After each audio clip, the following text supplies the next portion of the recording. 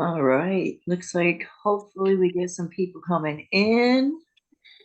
Here we go. I see we got a whole lot of people joining us now. We are the Reunion Project, and we are going to be giving you a U equals U long-term survivors view with some great panelists. And I can't wait for everybody to get in here so we can go ahead and get started. We are going to give a few minutes. I'm actually, while everybody's coming in, I'm going to just kind of play some music here for a second, okay? Little light. I was going up the stairs and I saw that my dog had a corn. Oh, no, let me know if you guys can hear it.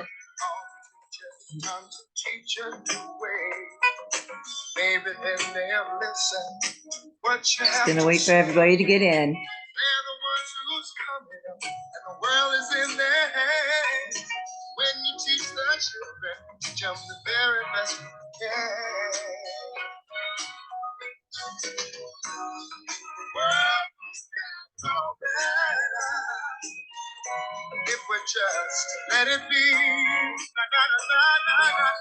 World won't get no better. Gotta change it now, just the way it is. Wake up all the doctors, make the old people well.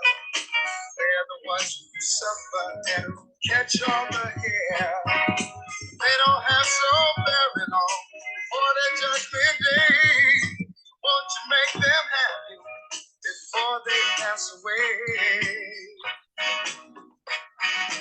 Wake up all the builders, time to build a new land. I know we could do it if we all lend a hand. The only thing we have to do is put it in our mind. Surely things will work out. They do it every time.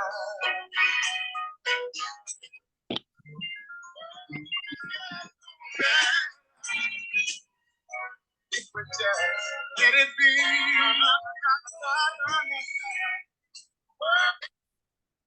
Oh, sorry, guys. So I see we do have a whole lot more people coming in. I just wanted to stop the music for a second and tell everybody how excited we are for everybody to be here. U equals U, it's a very important thing. I'm kind of going a little off script. There's nothing on the screen, but U equals U is really important to myself. I am the moderator, Sonia Milliman. I actually acquired HIV back in December 2016. And when I actually went to my appointment and was given my diagnosis, my doctor told me right then and there about U equals U. And it like opened my eyes and changed my world because I already knew that you'd survive, that you could live a long time. Because one of my the woman that saved my life, they told me to start testing every year. She was still living, she was still thriving, but I didn't know about U equals U. So it's so important that we especially make sure that our doctors, our medical field is telling everyone that they come in contact with that U equals U. Undetectable is untransmittable. Those of us living and thriving and have our viral load low enough, we will not transmit this virus. So I really just wanted to let everybody know. I'm glad you're here. I do hold a few places in this work field. I am a harm reduction and prevention coordinator, and I'm just so glad to be here. For one of the things I do want to tell you is that this event will be recorded and it will be sent out to the registrants tomorrow via email. Closed captioning is available. I want you to use the chat feature to ask any questions. Feel free to ask questions via the chat during the webinar. All questions will be addressed during the last 15 minutes, and staff will be taking note of questions in the chat throughout the webinar. Now, if you wish to remain anonymous, keep your video turned off and consider renaming yourself on Zoom during this webinar. Please take a moment to fill out our evaluation that would be administered at the end of the webinar, and it will always help us. It always helps us know what we're doing. So as I introduced myself, and now I want to talk to you about a little bit about the Reunion Project. It's an amazing group of people. I'm proud to be a member. And it was founded in 2015 by activists living with HIV. The Reunion Project, TRP, is the National Alliance of Long-term Survivors of HIV, collaborating with local and national HIV advocates, providers, and researchers. Together, we convene and connect individuals and communities, sharing our experiences of survival and loss while honoring our past. That past is so important. And developing successful strategies for living and supporting one another today and into the future. Hopefully, in the future, we can end this epidemic and we'll just be long term survivors. So, we would also like to thank our funders, and we want to thank Gilead, Vive Healthcare, Broadway Cares Equity Fights AIDS, and obviously the Reunion Project for giving me this honor of hosting this and moderating this. So I want to welcome all of you. I want to thank you for joining us. It is U equals U for long-term survivors. Undetectable equals untransmittable means that a person living with HIV with an undetectable viral load cannot, I cannot say it enough, cannot pass this virus on to sexual partners. And again, I'm so glad that y'all could join us. We do have some great panelists here. We have some great speakers. And our very first one is a dear, beautiful friend of mine, a beautiful queen. Davina D. Connor has an associate degree in public health and is a PrEP navigator. Davina began her journey of educating others about HIV in 2015 through an internet podcast radio. Her show served as a platform for individuals living with HIV to share their personal experiences, aiming to eradicate the stigma surrounding the virus. Since then, Davina has become an influential international speaker, gracing numerous stages worldwide. She has used her extra time over the years to mentor women who struggle with HIV diagnosis, and her impact extends beyond that. It sure does. Davina is an accomplished author, a blogger, and a film director, and has conducted numerous trainings and workshops on HIV prevention, specifically emphasizing on U equals U. Davina's tireless advocacy work has garnered recognition through various prestigious awards. She received the ADAP Leadership Award for her groundbreaking podcast, Positively D Discussions. She is also honored with AIDS Watch Persistence Advocate Award and the Stigma Award presented by the Stigma Conference. Furthermore, Davina was acknowledged by Congressman Stephen Horsford of Nevada, who granted her congressional recognition for her unwavering dedication to HIV advocacy and her efforts in eliminating stigma while promoting HIV testing and prevention. Additionally, she was bestowed with the HIV Activist Award by a consortium of organizations in Las Vegas, representing the HIV Awareness Planning Committee. Davina's heart is filled with compassion, and her lifelong passion lies in reaching out to communities disproportionately affected by HIV, particularly Black women. She passionately believes in the power of raising her voice and making a difference. Davina fearlessly advocates for change and inspires others to do the same. And with no further ado, Miss Davina D. And like Thank you, big Sonia. inspiration of mine, and I'm like so honored. Like, thank you so much for being here. Thank you for having me. I want to thank the Reunion Project for having me and doing this amazing webinar for everybody. Let me go ahead and pull up my slides. And let's get started. Can you guys see those? Okay. Yes, we do. Okay, we're going to get started, you guys. I am Dee Connor. I am a former employee of Prevention Access Campaign. I was their community engagement outreach specialist. I am still a board member of Prevention Access Campaign and will still do presentations about U equals U. Kind of call myself the U equals U diva. So let's get started. So we're going to talk about a little bit of updates. We're going to talk about the science and a few campaigns, and let's go. So, as you know, if you don't know, people who are living with HIV who stay in treatment and care have an undetectable viral load. You know, there's a zero risk of transmission through sex. And we all know that. And sometimes our providers say that we are virally suppressed. There is zero risk and it's under 200 copies. If your provider tells you that they tested 50 or 20, you are still undetectable.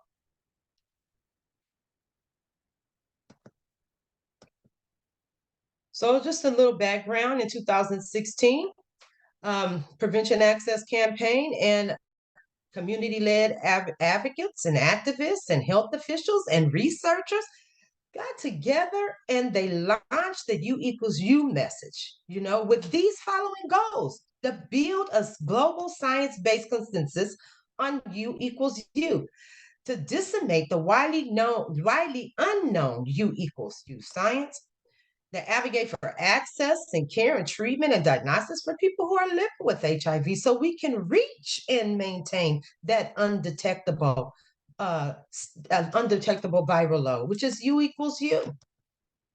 Adherence. TLC, you guys, we need TLC, treatment, labs, and care to save our lives. We have to have this. And so it's under 200 copies. It's U equals U is about sex, but you may want to use a condom. You may, because of other STIs. We always talk about language, always. We want to be clear when we talk about U equals U. You want to be confident and make sure that you know what you're speaking about and you stand your ground on it. We want to be consistent and conscious when we talk about U equals U. We don't want to say things like, well, you know, it's zero risk, but because when you use that type of language, it makes someone feel like that maybe U equals U really isn't true because you're putting that but in there and saying, oh, but maybe you should just get on PrEP too. We don't want people to think that U equals U is not in fact true. We know that it is because of the science. Why is U equals U a game changer? It improves the quality of life of all of us who are living with HIV. It takes the stigma away. It takes the weight off of all of our shoulders. It propels the progress towards 95-95 goals. So it reduces anxiety that is associated with testing. It's incentive to stay on treatment and to get back in treatment. And it supports ending discriminatory laws, calls for universal access and treatment and care. We all know this. We have to put people who are living with HIV first. And what U equals U is doing, it's normalizing HIV now. So I love this part because it always talks, you know, I always like to talk about the studies because this is how we know U equals U is in fact true. There were 4 studies: HTPN 052, partner 1 study, partner 2 study, opposite attract. Out of all of these studies, there were 125,000 condomless sex acts with still zero transmissions of HIV. But what about this news that we received? I believe this was last year. That, you know, the US guidelines does not recommend, you know, breastfeeding living with HIV. But now they are recommending that providers do support people who want to chest and breastfeed. And we want to thank the Well Project for that. You know, they have to give them a choice to see if this is what they want to do. You can't just tell them that they can't breastfeed and then call children's services. So they're giving them a choice to make that choice if this is something that they would like to do. So thank you to the Well Project for that. Why didn't anybody tell us? You know, the science gap is lack of accurate information. A lot of people didn't know and still don't know about U equals U. So we got to get that message out there. And then the lack of expertise and authorities. Some providers are still not telling people who are living with HIV about U equals U. They're picking and choosing who they tell. So those layers that we're talking about, about that racism and the sex negativity and the prejudice and that stigma. What about resistance to change, you guys? It's so hard for some people to change. And they've heard for so long that we could transmit. So it's still going to take some time for people to believe that. But again, we have that science that proves it. We always say, tell the truth, and we're going to tell it for you. Again, these activists, with Prevention Access Campaign and these leaders and these health professionals and these scientists, they got together in 2016 and they came up with this consensus statement to let people know that U equals U was in fact true. And then they came up with the first U equals U video with all these beautiful, amazing advocates to get this message out. What about our endorsements? These endorsements started a long time ago. It's been what, was it 8 years now, I think, since U equals U? This is amazing, that we've gotten this far because in the beginning, it was a fight to get people to listen to what we had to say about being undetectable. And New York State was the first ones to sign on. And Demetrius says it's critical, it's critical that national, state, and local guidelines be reviewed to reflect the data showing that U equals U. It's right here. We all know that it's true. It's right in front of us. So thank you to New York. But I also want to thank Terrence Higgins and Trust in the UK because they also were one of the first ones to sign on.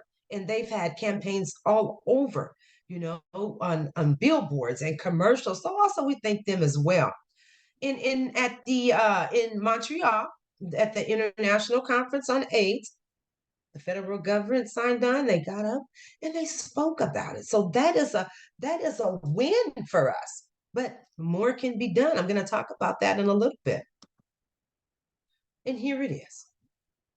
U equals U for PEPFAR is a core standard, and for the Global Fund. U equals U is a program essential. What about United Nations? U equals U was adopted in 2021 for the political declaration and HIV.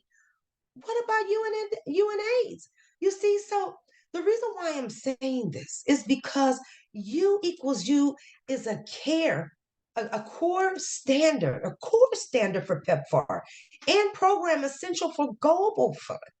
This means that U equals U education is required in 100 countries. For over 100 countries, it's required. And it's funding by PEPFAR and Global Fund in order to receive funding. Now, why are we doing that in the U.S.? Why isn't there a national U equals U in the U.S.? We have to work harder here in the U.S. We're working hard to U equals U is actually changing the narrative for HIV. And we got to come together and get our state, the U.S. to talk more about U equals U and give programs just like they do with PrEP. So we can end this, and lessen the transmissions of HIV. And this one. There are 35 languages of U equals U. Again, we've come a long way, haven't we? 35 languages. Look at this, 1,100 partners, 105 countries all over the world. HIV stigma is a public health emergency. And it's an immediate response, immediate effective response.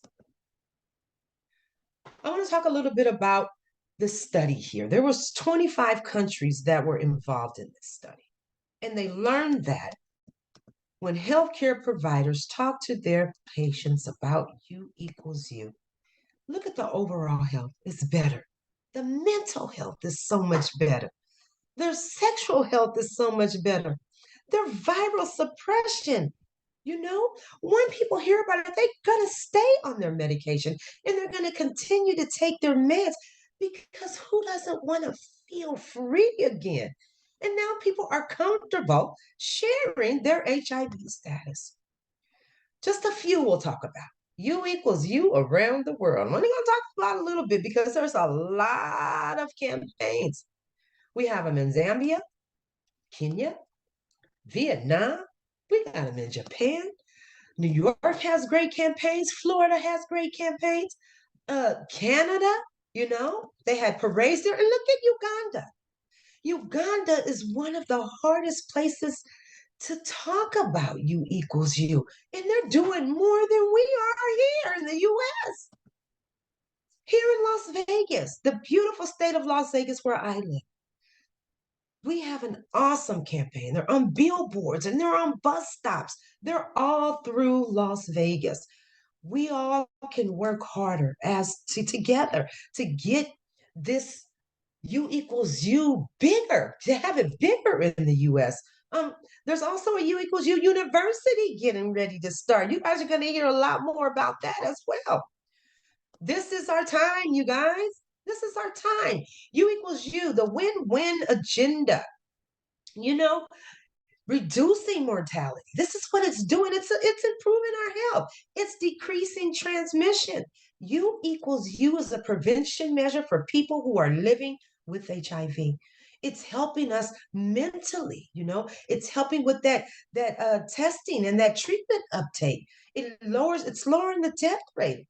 And it's a tool to address systemic and structural barriers that we face living with HIV. And so join the movement. Talk to our government officials, talk to the community, talk to your health departments and see what kind of campaign you can get started in working on. And if you need help with that, you can reach out to me.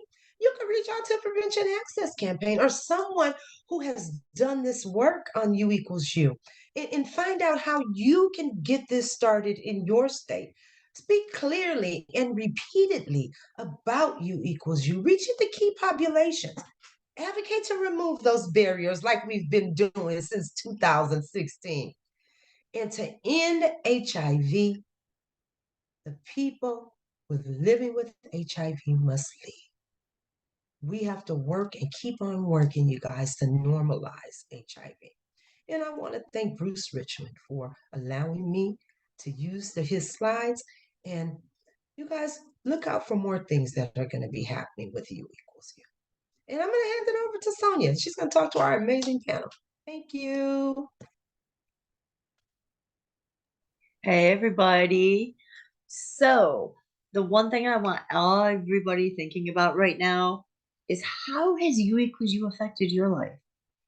I told you how it has affected my life. I want to hear how it's affected your life. We're going to have questions at the end, a question time, so that everybody can get their questions answered, as well as we can in our time frame. These are our presenters right here. We do, as we just had, Miss D, and oh my gosh, like the love I have for the U equals U movement is just, I can't explain it. I just can't explain it. I think you all know. So we also have Mark Mays, we have Butch McKay, and we have Brandon Cox Sanford. So again, I want to remind y'all, questions at the end. And how has U equals U affected your life? And we know it has. We know it's changed your life. And I agree with Dee. We need to start shouting it from the rooftops, being as loud as we can. Buy some billboards, do whatever you can to get that word out. So next up, we have Butch McKay. Butch has been involved with the HIV community since the late 80s. He's holding many different positions. He started out as a volunteer with a quilt, then started a buddy program in Birmingham, Alabama.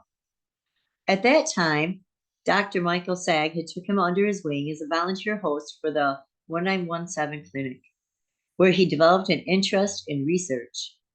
Thank God he did, because without research, we wouldn't be where we are right now. I wouldn't be to one pill a day. He joined the ACTG in 1989 at UAB. When UAB became a partner in vaccine trials, Butch joined AVG, which would later become the HBTN. We all love that one. He has been a part of the global CAB for the HBTN for many years, serving on several committees, including the Ethics Working Group, Community Partners, the Scientific Steering Committee, and the Ethics Working Group, and the Network Evaluation Committee. It was during his term as chair of the Ethics Working Group that the Participant Bill of Rights and Responsibilities was drafted and adopted. He was a member of the MTN and served as a representative to its global CAB until it was discontinued. And he continues to be connected to the ACTG and HBTN.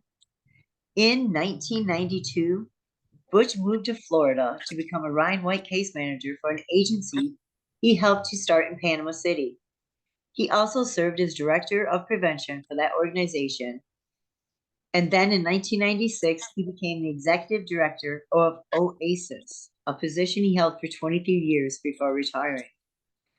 Retirement wasn't in his blood, and he returned to OASIS to direct the positive living programs he began 25 years ago, as well as serving as a test site counselor. And I can say I have enjoyed positive living one time. I plan on coming back this year again, and it's an amazing opportunity for those of us living with HIV. And we thank you for that, Butch. He has been a part of 2 White House summits on HIV and aging, and he currently serves on the board of directors for the Southern AIDS Coalition, the Reunion Project Steering Committee, and the Florida Department of Health Men's Working Group. So without further ado, all right, Butch, take it over. Thank you. Thank you. Can everybody hear me okay? Okay. First of all, I'd like to begin by acknowledging that Bruce is on. Bruce Richmond, I have the most respect for. I want to thank Bruce that Positive Living was one of the very first venues that he chose to roll out U=U to the community. And I'll never forget that night that after he and his advocates spoke, all the questions that were raised, all the conversations that continued, the excitement in the air that night was just unbelievable. Because for so many people, particularly when at Positive Living, so many people come from rural communities and they're not part of the information network. So for many, even though it'd been on the news and other publications and stuff, this was the very first time they had ever heard of U=U. And I can remember that night after the program, talking to people who literally had tears in their eyes. It was such a blessing to them. I mean, they had never, ever lived without, many of them without guilt and without shame, for fear that they would pass this on to someone. And in my, I come from a different angle here tonight or this afternoon, because I'm an ally to the community. I'm not HIV positive. I have worked in the field though for 35 years and volunteer about as many hours as I work, because I don't get paid for all my research committee assignments and all of those things. So it's just something, it's a passion for me. I've lost so many friends.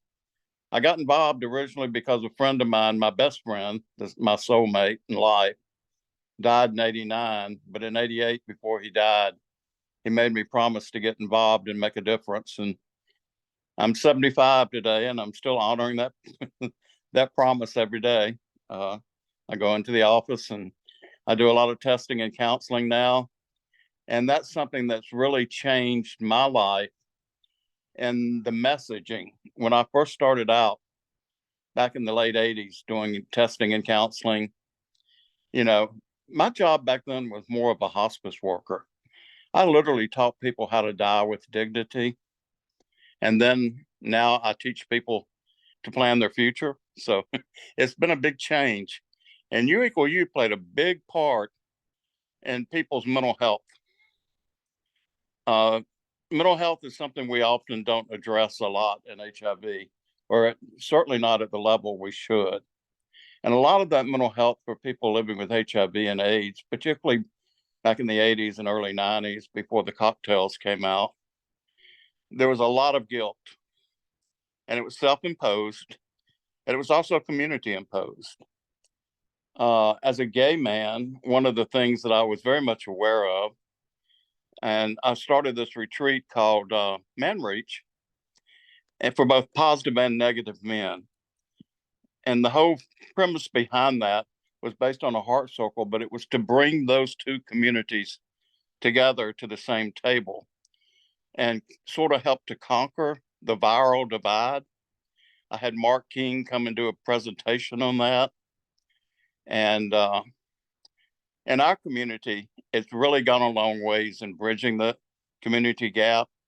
We do a lot of talking, particularly with the negative community, about their profile language and you know, make them aware of U equal U, so that people are aware that people living with HIV and AIDS cannot expose them to this virus sexually if they're on treatment, if they're undetectable, because they become untransmittable.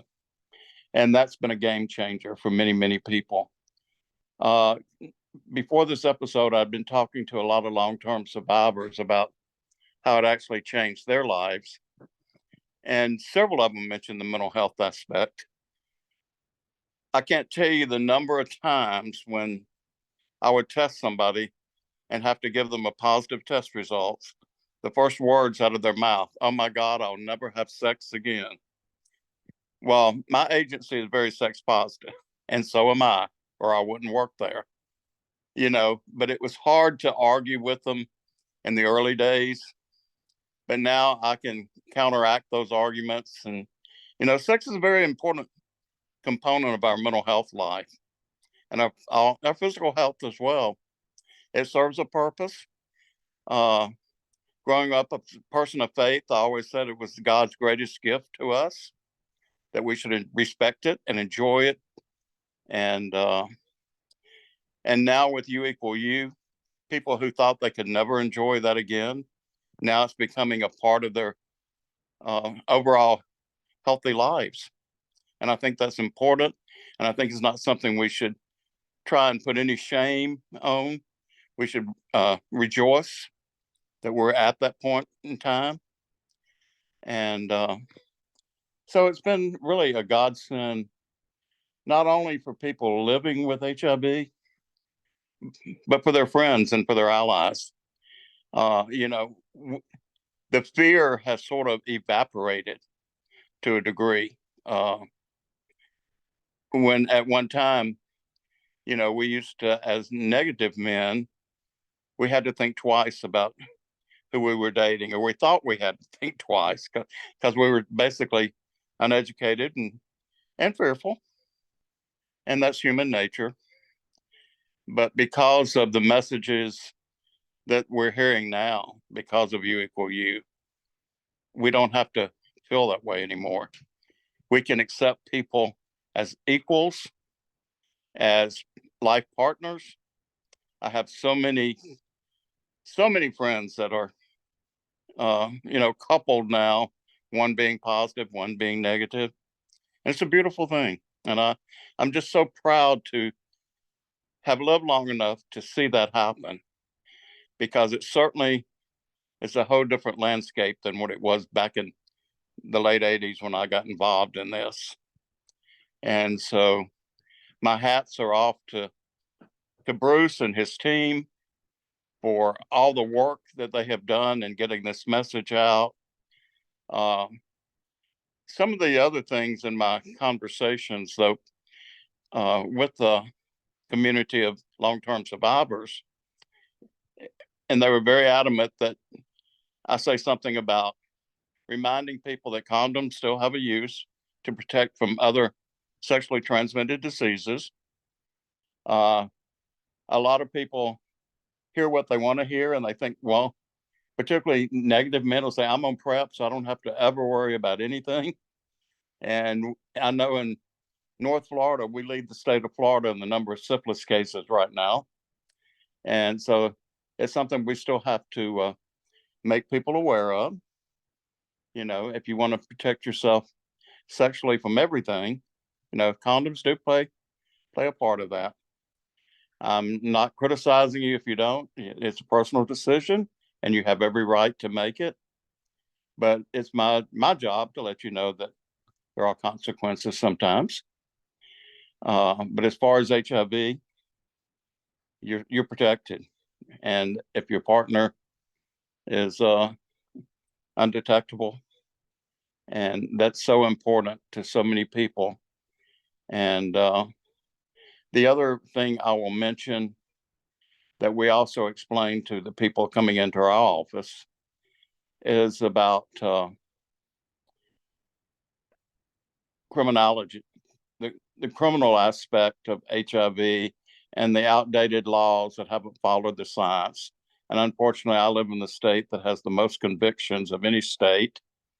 And every state now is different. Some states you don't have to disclose, but in Florida, you have to disclose. It's not transmission. You don't have to transmit the virus, just failure to close. And I'm in court at least once or twice a month, sometimes more often, trying to defend people. And so many times I'll hear people say, well, I'm undetectable, so why do I need to share this information? And in some places you may not. And hopefully there'll be a day that we don't have to worry with that at all. But the legal system has a long ways to catch up. And I'm with the Zero Project, and we try to get that message out a lot, because I have personal friends that are serving 30 years for non-disclosure, and they were also undetectable.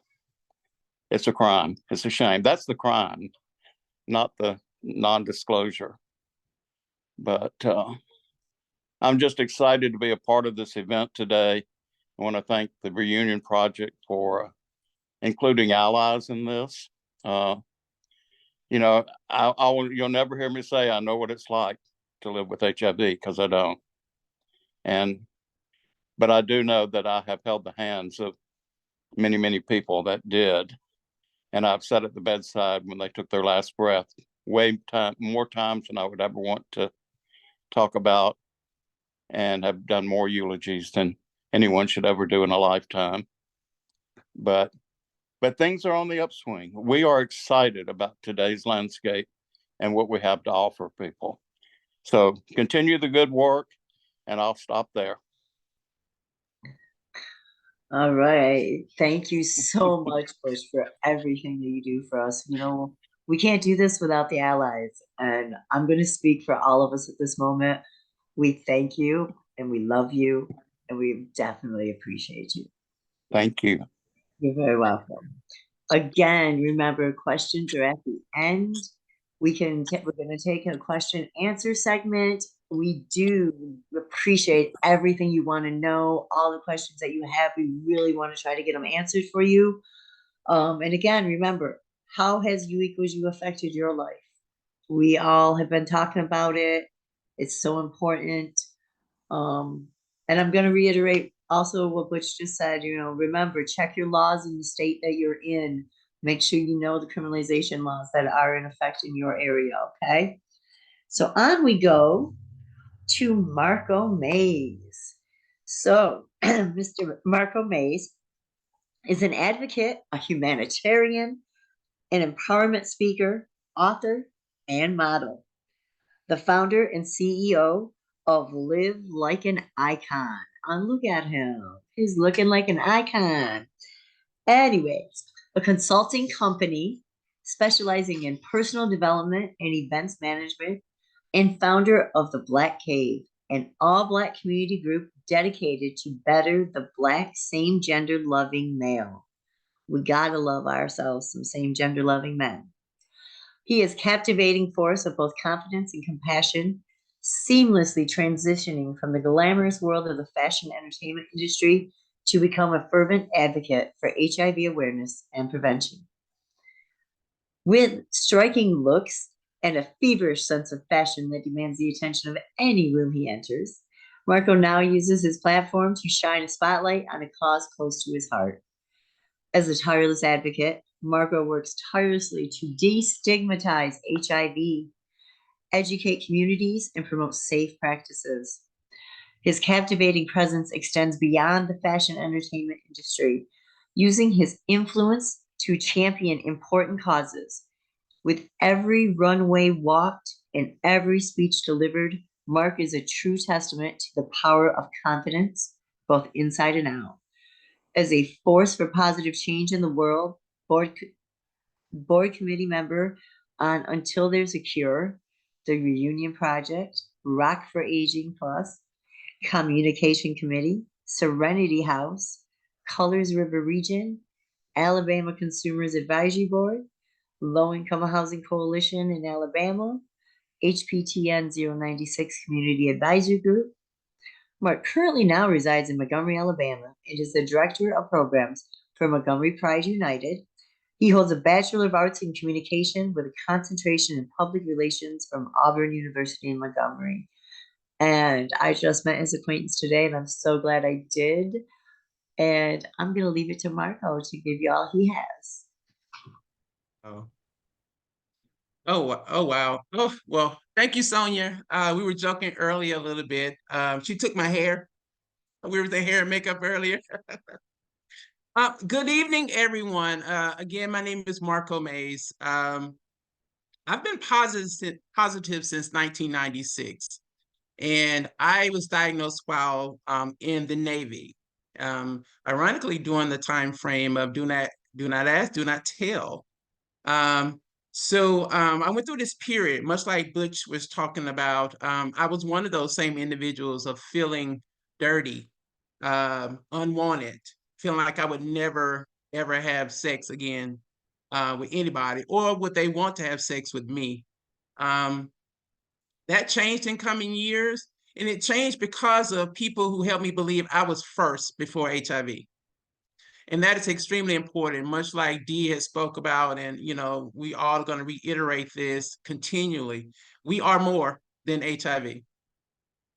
You equals you changed the game. Dee said it. It changed the full narrative of every part of our lifestyle, which living with HIV brings up the most prominent part of my relationship decision. Once I had that full transparency, about 21 years into my diagnosis, I had a revelation of putting myself first for everything. Educate myself about HIV, educate myself about every other, medical thing that happened to my body growing up as a man. All those dual mobilities, and for everyone, plays a huge, huge part. Like I said, what Dee said, it changed the narrative to every lifestyle aspect of our lives, living with HIV and not living with HIV. And the full transparency opened me up on all levels. And like I said, the most prominent was my relationship practices. And I came to understand that I wanted to practice polyandry, living with HIV. So you equals you drastically changed that game. I was able to now believe that I was capable of having love or intimacy, because most people don't understand or misunderstand what polyamory is. Polyamory is basically having multiple intimate partners. That's the basic definition of polyamory. I practice polyandry, but I have multiple men intimate partners. But inside of that, we as humans, we get to choose. We choose in every other aspect of our life. So a lot of times we really have to educate individuals of intimacy is not always sex. Intimacy comes in many levels, and much like I could have an intimacy moment with an apple because I love green apples, and Sonia could have an intimacy moment with red apples. Her intimacy moments and my intimacy moments are different because of the apples that we're eating, but they still are intimacy moments, and we're having polyandry and polyamorous relationships. That's how simple this is. But a lot of times they get very, very convoluted with sex. And I roll this back over because sex is so prominent in polyandry. And I'm bringing this up, and I decided to talk from this point of view because I get to explain this a lot to people. One, I usually get the individual stating that, okay, hey, I'm so against you having multiple intimate partner. Y'all just have open relationship. Y'all just want to have sex. No, that is not how true polyandry works. Polyandry is based on communication, consent, and safety. Does that sound familiar? Because if we could use that in every other type of relationship, most of my monogamous practicing friends usually come to me because I'm also a life coach. They come to me and they have issues with those same three words: communication, consent, and safety. Communication is talking to each other, having those transparent conversations, those hard conversations, because when you have those hard conversations, you learn to love each other a little bit better in relationship. Safety, that's a no-brainer. I would have to say, in my practice, I've learned that most people don't know. If you use silicone toys, you need to use water-based lube. Because if you use silicone lube on silicone toys, it actually could be cancerous over time. So if you're going to practice with educating yourself. And then consent, that's really easy. Most people think of it as a contract or whatever the case. If D and I have it, if D is a part of my polyandry group and we decide to go walking at the beach every Saturday at 7 p.m., that's our intimacy. That's what we put in our contract to do. So the misunderstanding of polyandry and polyamorous usually rolls around me having to stop and have a conversation. Now let's roll U equals U and living with HIV back into that. So let's say I have a situation, I have an individual that wants to come into my polyandry. We do our communication, we do our consent, we get to safety. The first thing I have to talk about is my HIV. And you also have to talk about your STD and STI as well. It's not just about me. I'm not going to be stigmatized about me and my HIV. I am undetectable. And I'm clear on my other STDs and STIs, but you also need to be that as well. Or if those situations come up inside of that, communication pops up again. So what if we are in a polyandry relationship and an STD or STI or HIV shows its head in our side of our relationship? We have to have that conversation and those strategies and infrastructures in place before it gets here to deal with it properly, rather than get to it and then deal with it negatively. So it's a very, very structured. Most people really like, oh my God, because two of my polyandry guys are negative. I'm positive, but we have those conversations. We sit down and have those conversations. So as long as I'm a long-term survivor who practice polyandry fully, I support the continued efforts of educating everyone about U equals U. Like Dee said, it changed the narrative completely. I'm like Butch. A lot of my entertainment was from New York. I had friends that from the theatrical district or theater district, they were there one day and they were gone the next day. Gone. I didn't get a chance to say goodbye. They were just gone. So when U equals U hit the stage, it changed the game. So we have to keep this going. We have to keep educating. We cannot stop. We have to be feverishly, tenaciously, everything, getting this message out about U equals U. And a little joke, because one of my friends hit me the other day. She was like, oh, U equals U. And like, okay, do you use condoms? I said, I don't like using condoms. I said, but I have a very structured relationship-wise. I don't like using condoms. The first thing you're not going to do is shame me for not using condoms. So let's talk about that.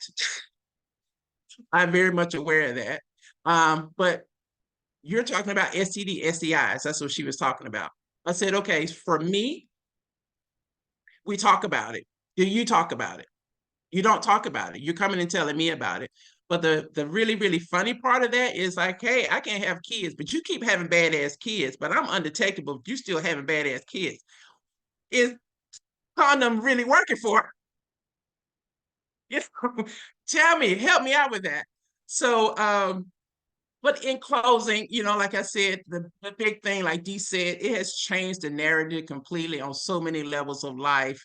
And the last time I checked, we all continue to have this intimacy piece where you equals you.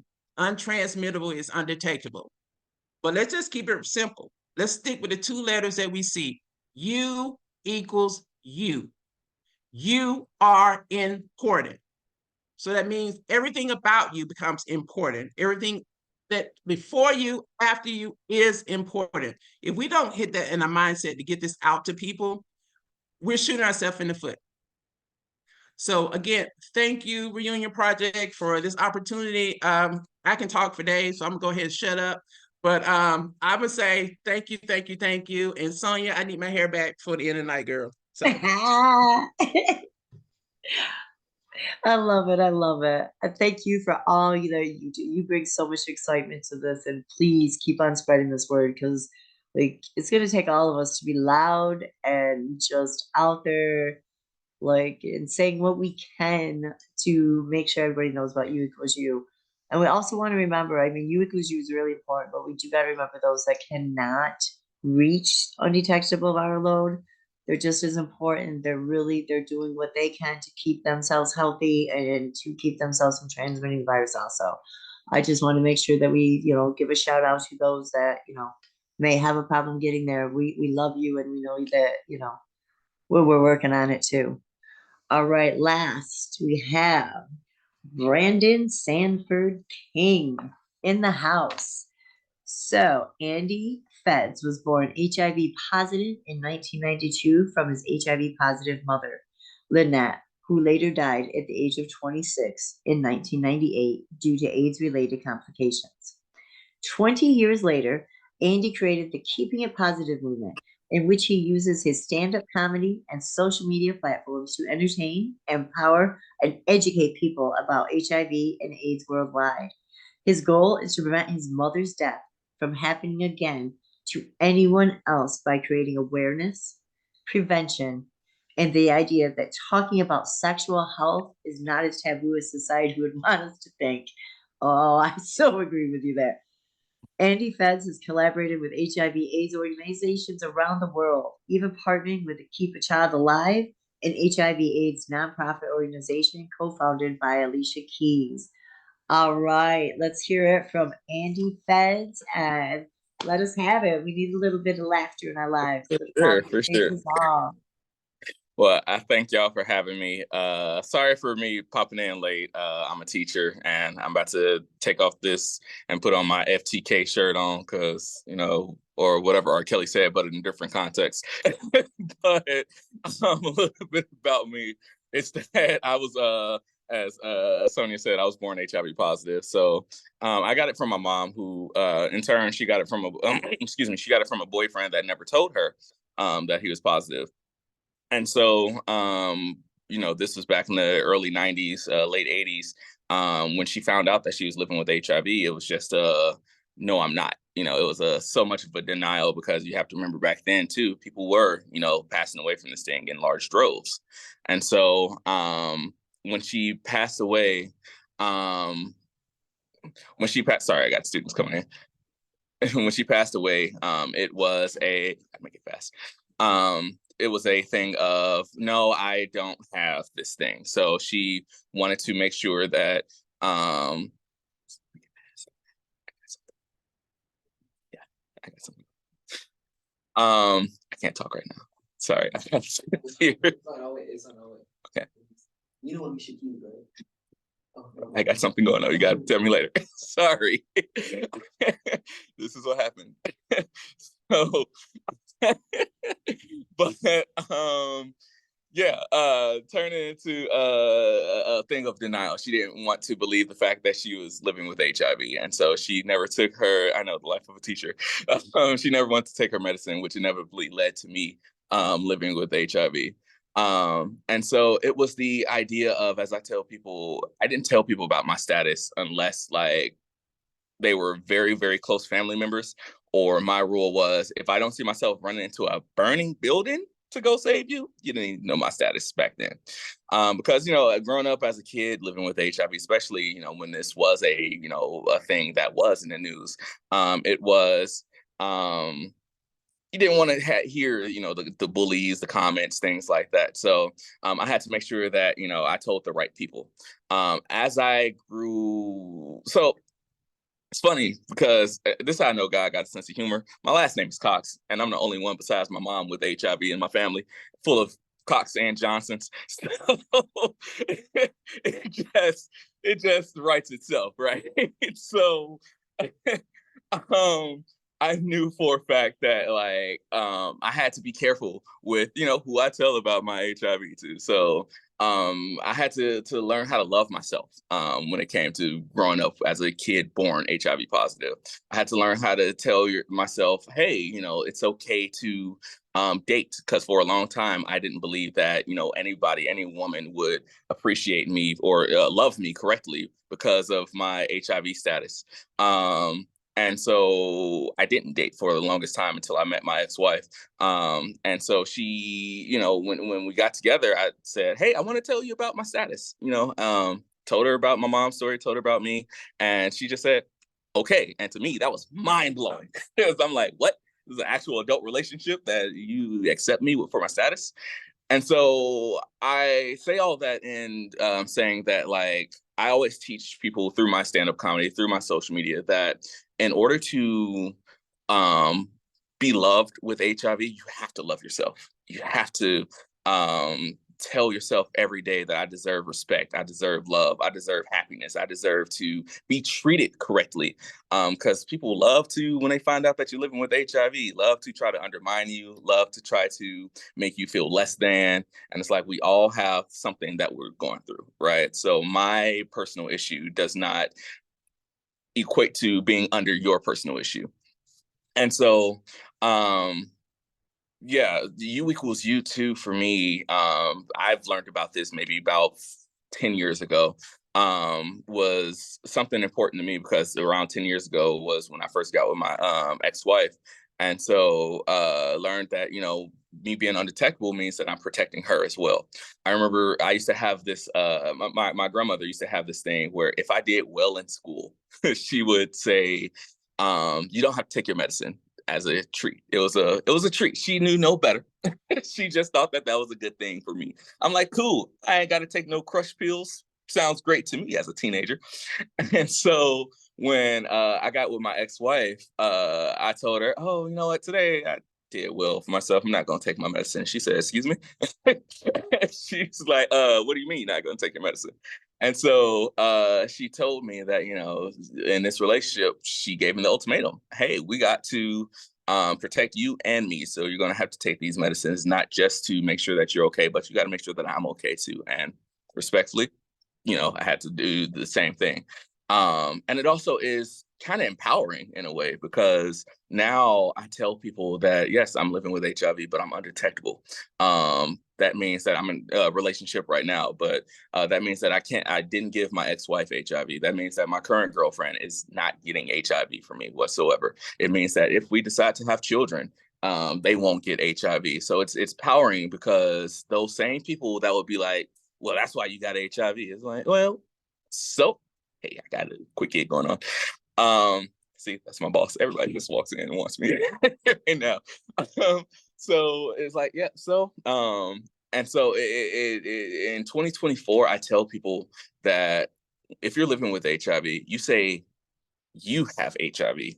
HIV don't have you, because HIV is this containable virus now that it's so weak now because of medicines, because of U=U, because of the injection shots that just recently came out, because of all these new advancements. Like we're able to live a long life, we're able to live a healthy life, a strong life, longer than some of these people that are HIV negative. Excuse my French, but I call myself a poser. I call HIV negative people neggers. Sorry. That's just my term that I coined. So NEGGER. So that's kind of what I want to leave with you guys. It's just, if you're living with HIV, it starts with yourself. It starts with loving yourself. It starts with just being okay with your status and then saying, I'm going to have this status under control. So that's all I have for you guys. I love it. I love it. And as we were talking, I just followed you on Facebook because now I got to see more. This was great. Thank you for, being a teacher for one. I mean, do not apologize for those students walking past you because you are teaching our next generation and we need more teachers like you that are going to give them the facts and the truth. I mean, it's just the way we need it. Thank you so much, Brandon, for all you do. I know your statement. I love it. Anyway, so here we are in open discussion. So now here's where the time where y'all can, give us the questions. Hopefully we can answer some of them. If you guys have questions for our panelists, this is the time for it. So I'm gonna go ahead and open the floor to anybody that has questions for anyone. And if I didn't really see any questions. Okay, so with anyone that has questions for Marco, we're gonna go ahead and have questions answered in email for him, okay? Yes, Dee? I saw one question. I'm going to see if I can address it. Someone asked about you. the WHO, the World Health Organization, and I guess how they test at 1,000 and we do it at 200 here on our Okay. viral loads. So our testing is a bit different than other countries because other countries don't have the capability to test that low. So they test at 1,000. Right now, that's all I can give you. If you want to find out more about that, you probably can email the Prevention Access Campaign, and they can help you with that. So it would be preventionaccesscampaign.org, and email them, and they can give you a bit more information on it. But I know it has something to do with how other countries test and how we test here in the United States when it comes to viral load. Okay. Thank you for letting us know, Andy, about you having to step out for a minute also. Do your thing as a teacher. We completely understand. So if he does not have a chance to answer some of your questions, you can also email him. All right. I see that we have Olga. Go ahead, Olga. What question you got for us, sister? Well, I just want to say how great this presentation was from all the people I've known forever, and that I actually advocated is still some of their stuff when I'm advocating. Plus, keep my own stuff too. Really, with me, from the beginning of U=U to now, it seems like only the people in our HIV community know about it, and very few of them know about it. And I'm wondering if that's the same and all over in the other countries that we're advocating the word. And how do you think we could get the word out better to people that are not actually in the HIV community? You want to answer me, Dee, or do you want to? I mean, I say we get loud. Say it anywhere we can. That's my answer. That's what I keep trying to do, but I'm getting burned out with that. So that's why I'm asking. Anybody got any kind of new ideas how to get the word out there? And Well, Olga, I don't think it's just people who are living with HIV who know about it. There are people who are not living with HIV that know.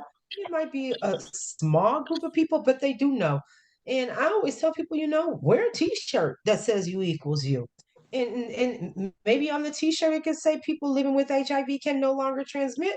Guess what? Someone standing in line with you, behind you, or is going to ask you, what does that mean? And then that strikes those conversations. And I think that's why a lot of us who know about U equals you wear, you know, the merch, so we can strike those conversations up in our community. But also just giving those, maybe go to your health department and ask them, can you give their staff a presentation? Because, maybe some of them are not living with HIV and then they can learn about it. So just having those conversations with people in your community and see if you can give them some presentations or give them some language on U equals U, so more people in the community can learn more. Well, I know it got me picked up. Those U equals U shirts got me picked up at airports traveling different places to the conferences and stuff because where the U's are at with me. They form almost like a bra. So I get some good conversations in that way. But All right. So now it looks like we have our sister Melanie. If you're all done now, well, let's get Melanie in here and see what she has to say with us. Let me come off just a second.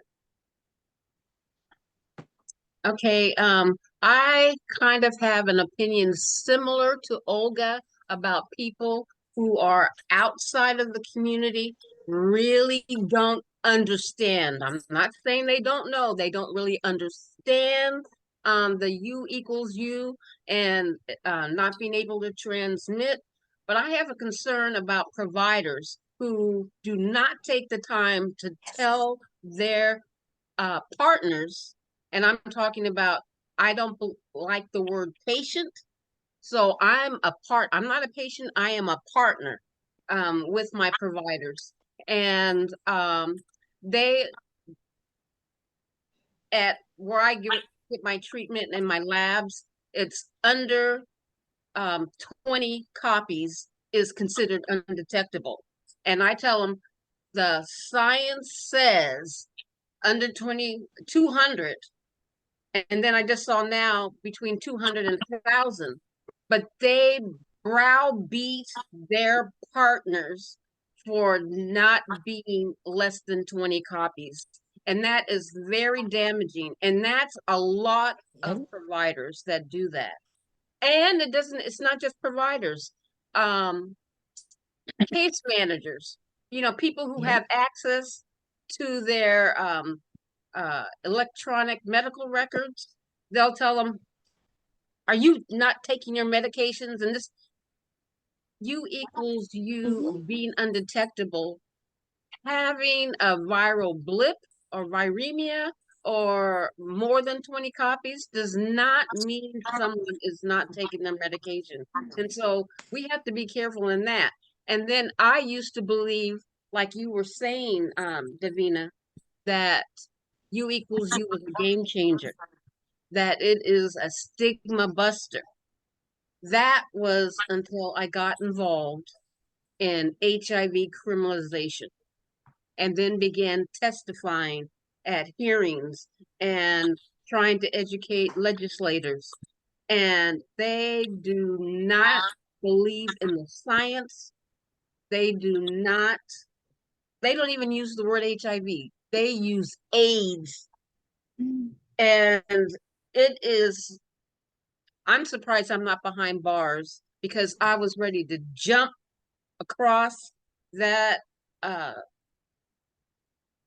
barrier and choke some people because they're full of lies.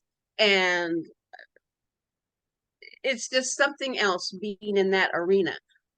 In our HIV world, and many of our allies, they do believe in U equals U. They do believe in the science, but it's the general population.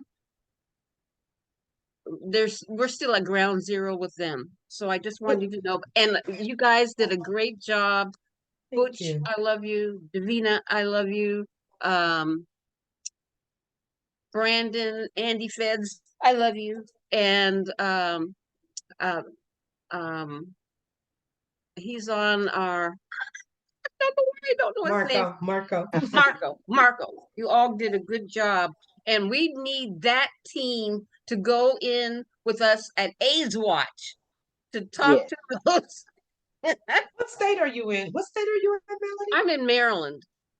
Okay, you know, I always say this. Walk into things with positivity, Marilyn. Oh, I'm sorry. I do. Yeah, you know, I do, but when you get that back, every it's hard state to is stay. different. Yeah, every state Well, is different. And you know as many well as states I are know, there different, have but been similar some, issues. yeah, every state is different. And there has been some states who have modernized their criminalization laws. And U equals U has been mentioned. I know here in Las Vegas, there was an issue when we were trying to work on our laws, and they wanted to know how are they supposed to believe this. So somebody pulled something up from the CDC. Bingo, we got them. That's how it worked. They believed it. Everybody believes it when they hear it from the CDC. They don't believe it from the people who are living with HIV, but they believe it from the CDC. It takes a lot of work to fight these criminalization laws. It really does. And I'm sorry you're having such a hard time. And then with our providers, I go into these doctors' offices and I just lay language down on these tables and I walk away. That's how I help to educate the people that's sitting in the clinic asking. It's just a tough fight when it comes to HIV and stigma. It's a tough fight. I actually had it. And it's going to take us to just continue to keep talking about it like we've been doing. And I'm I sorry actually had a having few such a hard time. conversations with my doctor for not telling certain patients and only telling certain patients about U equals U. Yeah, I was not liked by him for a while. Yeah. But we had a good conversation about it. As far as the viral load that you were talking about, if I'm not mistaken, Bruce is on here, but if I'm not mistaken, in the US, it's 200 and below. In other countries, I think it's 200, between 200 and 1,000, but that means almost zero or something to that effect. Yeah, I think Bruce put it in our chat back here. It just means it's so low that they don't have to worry about it. It's almost zero. But in the US, every doctor tests at a different level. Mine's test at 20, some test at 50. So just because you're not 20 and below doesn't mean you're not undetectable. Take something in there, print it out get some of the language from off of the Prevention Access Campaign website and print it and take it in there and show them that this is in fact true under 200 copies. Yeah. So I know that, but yeah, I know the you providers do. that are trying to browbeat these people who come crying, I'm not undetectable. I said, yes, you are. Correct. We really want to hear from everybody. And if anybody has any more questions along with this, I do want to say with Melanie talking about Ireland, I agree. There is a Unified Baltimore Positively Living Well, February 23rd and 24th, that Larry put in the chat. So I just wanted to put that, just get that on everybody's radar also, and just see that in the chat. Do we have anybody that has any more questions for this wonderful panel that we have? I know we are missing two, but they are definitely able to answer questions in emails, but we still want to hear from people. How has U equals U affected your life? How has it changed your life? Put your hand up, come off speaker, let us know. We're really interested because this is how we're going to get this changed. And, we talk about, like my shirt says, ending the HIV epidemic. We are not going to end this epidemic with PrEP alone. We are going to end this epidemic with those of us living and thriving with HIV who are on treatment and where we are no longer able to pass the virus sexually. So we really need to work together and get the word out there. I love Davina's idea of just wearing our shirts, getting out there. I had it on my van for a while. I called Dee up and I was like, look, I got it on my van. It makes people ask questions. It really does. And I got CC Simmons up here. Let's go ahead and let her go ahead, babe. Hi, CC from Dallas, Georgia. When I first heard of U equals U is, it was kind of confusing because if you're not at the doctor's regularly, then you may miss that point. Like you might be undetectable in January, you don't come back by March. So I just found it to be a little misleading. And then as this lady was just saying that in other countries, undetectable is up to 1,000. So, you know, my recommendation is still use a condom, but feel confident, in that, you're doing the best that you can to prevent spreading the virus. But if you didn't know, you changed from undetectable to detectable, and you're doing a disservice. And I believe I've heard from people who said I was undetectable, but the medication, something happened in that little blurb, and they had a rise in their viral load. So yeah, it's a little misleading. Go ahead, Davina. There's zero risk. Zero. The science proves it. No matter what anyone says, the science proves it. Yep. And we say, when you say you believe in science, but then when it comes to U equals U, people don't want to believe it. But it's true. I was married for 13 years to a negative man. We never used a condom, and he never contracted HIV. And I have a baby. She's 22 and she's negative. Okay, Science, and the the same science thing with proves it. me. Yeah, The I science proves it. understand. But we must be the responsible ones. Yeah. We just have to be careful from contracting any other STIs. You have to be really careful. I think we worry more about other things than HIV. As long as there's not very many people living with HIV who just go out and have sex without taking their medication. There's a very small group. Correct, correct. When you All find right. out you're undetectable, that's it. You're going to continue to take those medications. Baby, that gives us such a sex positive lifestyle that No, anyway. can I just add, Davina, what you just said? It's not that we're just, it's not that we're just smart. Some of us are terrified still, to your point in the chat. I know. Of, it took a while to believe that it was possible, that it could happen. And then, that's a kind of a built-in mechanism of being over careful, rather than just relax. And that itself, that feeling of fear, or the fear of what could happen if I'm not, 100% sure, I don't even go there. And that just kind of disconnected. It prevented me from building bridges, developing relationships, all of that.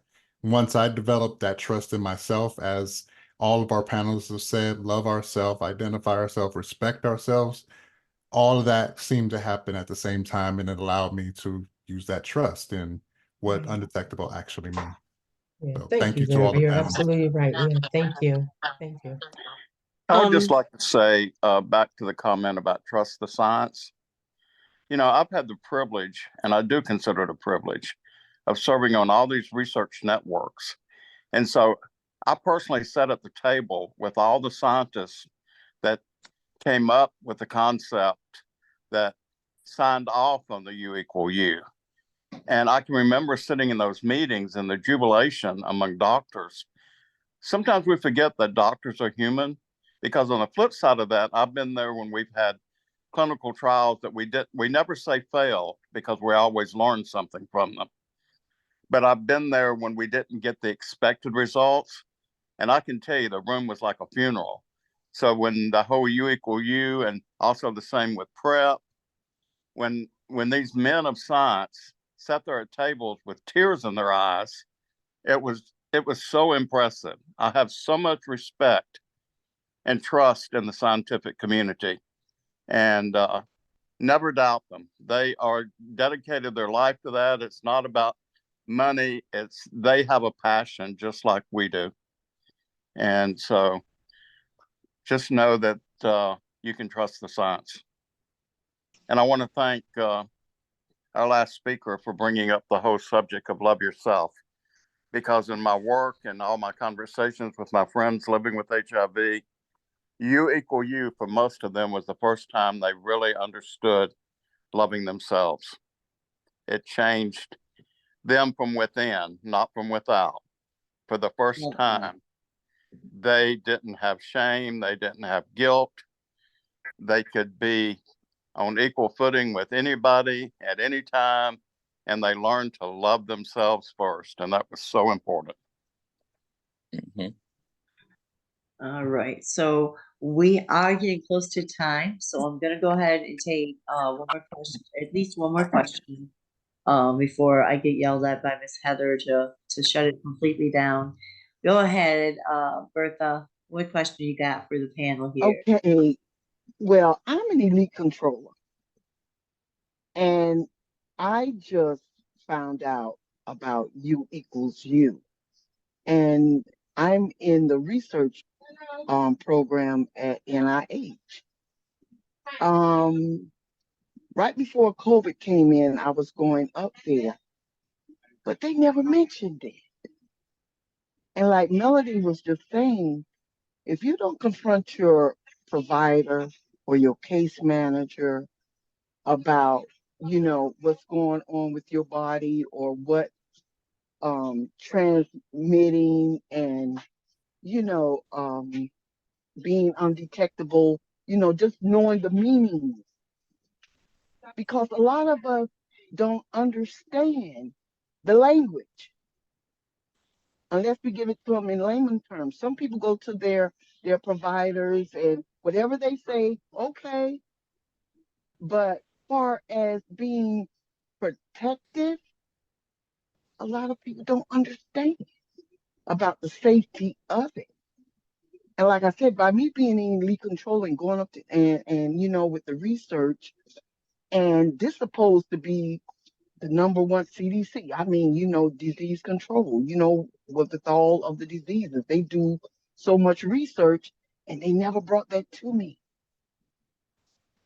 They never said about U equals U. So I'm just saying we have to be really transparent in our walk with getting the justice that we want. With our councilmen, our legislature, our governor, all the way down. The fight, like Davina said, we just gotta fight. We definitely have to do that. That is 100% facts, Bertha. All right, I'm going to sneak in this last hand up, and I'm going to call on one of our sisters. Go ahead, love. Hello. Hi, everybody. I think the first time I heard about U equal U, I seen it on a commercial when they were doing a commercial. But at the time, me and my husband had been together, I think 5 years in, but he always got tested, and he's negative. I'm positive. I never forget the first time the condom broke. I almost had a fit because I was unsure. Even though I was undetectable, I didn't know enough about it. But once he got that result, he was like, he's a jokester, but he came back, oh baby, and I fell out. He said, no, I'm just joking. I said, never joke like that. I say, never joke like that.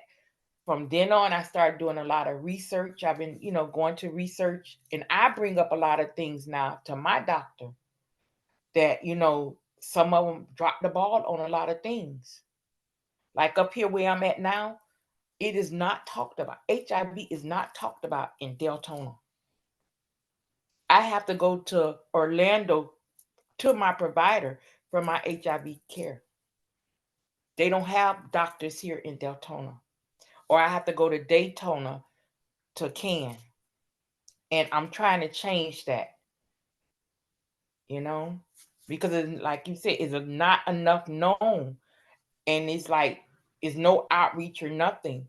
So that's where my component coming in. I'm trying to I sit on 2 boards now. Listen, we have to go out into these communities and educate people about HIV/AIDS, because now we're still back number 1, and it shouldn't be that way. No new cases should be in 2024, but the lack of knowledge. That's all I had to say. All right. Thank you so much. All right, we are definitely at the end. We have like 3 minutes left. So we have some upcoming the Reunion Project events. It's gonna be that Reunion Project in Baltimore, Unified Baltimore Positively Living Well, February 23rd to 24th. You can go ahead and contact the co-chair and is it folks? Like the Reunion Project has done some amazing things. We just had a town hall here in New Orleans, and again, amazing work. I am honored that I was asked to be the moderator for this project and this webinar. Amazing people on the panels. If you have any questions, please get a hold of us. Again, you can get a hold of the Reunion Project here at thereunionproject.net. There's a list of them on Instagram, Facebook. But again, email us if you have any more questions for our panelists, and we will definitely get those to the panelists for some answers. And Heather, do you have anything you'd like to add? Yeah, absolutely. So I just dropped the link in the chat, TRP or bit.ly/TRP Baltimore, to register if you're in the Baltimore area or nearby for our in-person town hall. And I just want to thank everyone so much for being here. I really appreciate all of the different perspectives that our panelists brought to us today. And Dee, you're amazing. Thank you so much for how your advocacy is just so inspiring, and you're always there to back up U=U if anyone is feeling even a little bit hesitant about it. So Dee is your girl, and I really just love the entire message of this webinar today. And if you have any questions, feel free to reach out to us on social media or email us at info@reunionproject.net. We want to hear from you, and please fill out our evaluation. Can I say something to Andy Feds before we go? I have to tell you something funny. One of the navigators where I receive care, she constantly gets calls from her, she still calls them patients. Could you call my girlfriend, or could you call my boyfriend and tell them about U=U? They don't believe it from me, but they'll believe it from you. I think that's hilarious.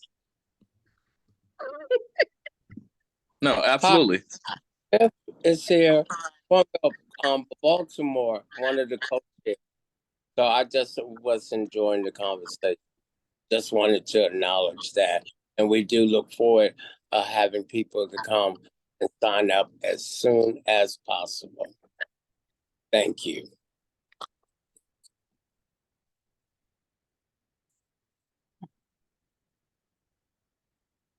Thank you so much, everyone. Have a wonderful, wonderful night. Thank you for being here. Thank you. Thank you, Reunion Project. Thank you, Reunion. Thank you. Everybody, have a good night.